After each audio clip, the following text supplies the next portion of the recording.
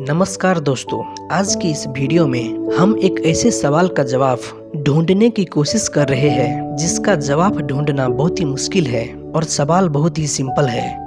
अंडा पहले आया या मुर्गी? ये एक ऐसा सवाल है जिसने सदियों से साइंटिस्ट, रिसर्चर्स और सामान्य लोगों को भी उलझा कर रख दिया है और हम अब भी ये जानने के लिए उत्सुक हैं कि पहले कौन आया, मुर्गी या फिर अंडा। एक तरफ हमारे पास टीम चिकन है जो कहते हैं कि पहले मुर्गी आई।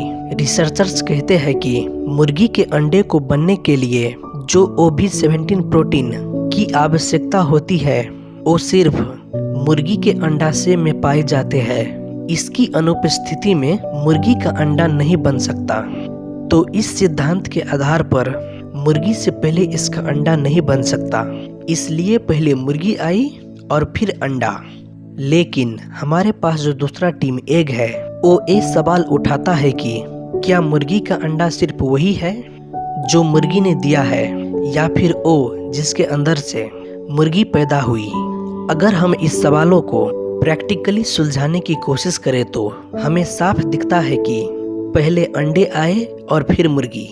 लेकिन इन सारे बातों से हटकर अगर हम साइंटिफिकली सोचें तो रिप्रोडक्शन के समय में दो जीव DNA के रूप में अपनी कुछ आनुवांशिक जानकारी साझा करते हैं, लेकिन इन DNA की अनुकृति कभी भी 100% एक जैसे नहीं होती और सामान्यतया नए पैदा होने वाले जीव में कुछ छोटे मोटे परिवर्तन आ जाते हैं। जब हजारों पीढ़ी के DNA में छोटे छोटे परिवर्तन होते हैं तो वो एक नए नस्ल का निर्माण करते हैं।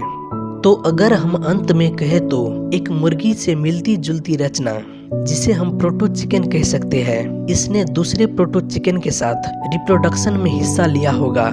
तो इस छोटे से आनुवांशिक बदलाव की वजह से सबसे पहले अंडा का निर्माण हुआ जिससे मुर्गी पैदा हुई हो। अगर हम इन सारे बातों से एक निष्कर्ष निकाले तो ये निष्कर्ष निकलता है कि एक प्रोटो चिकन जो मुर्गी की तरह नहीं दिखती थी उसने अंडा दिया जिससे मुर्गी निकला जो मुर्गी की तरह दिखती थी। यानी कि पहले अंडा आया और फिर मुर्गी।